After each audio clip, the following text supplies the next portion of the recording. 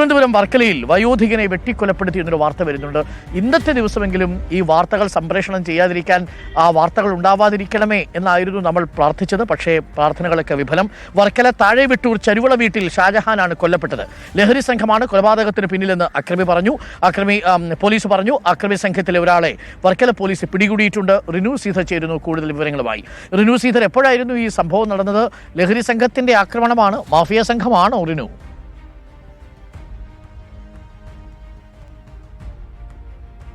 അരുൺകുമാർ, ഇന്നലെ രാത്രി 9 മണിയോടുകൂടിയാണ് ഈ സംഭവം ഉണ്ടായത് എന്നുള്ളതാണ്. ഇന്നലെ ഉച്ചയോടുകൂടി ഈ താഴെവെട്ടൂർ എന്ന് പറയുന്ന സ്ഥലത്ത് വെച്ച് ഷാജഹാൻ ഈ ലഹരി ഉപയോഗിക്കുന്നത് കണ്ട് അവരെ വിലക്കിയിരുന്നു. ഒപ്പം പോലീസിനെ വിളിച്ചറിയിക്കുകയും ചെയ്തു. പോലീസ് സംഭവ സ്ഥലത്തെത്തുകയും ചെയ്തിരുന്നു.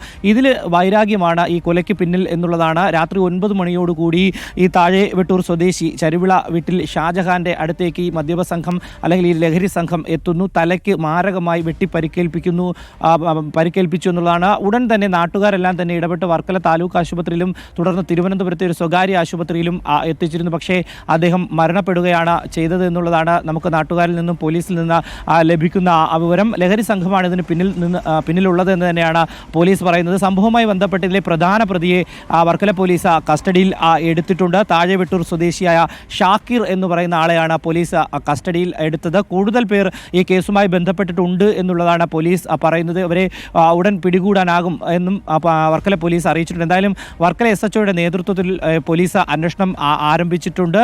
എന്തായാലും ഇന്നലെ രാത്രിയോടുകൂടിയാണ് ഈ ഒരു അക്രമ സംഭവം ഉണ്ടായത്. അരുൺ.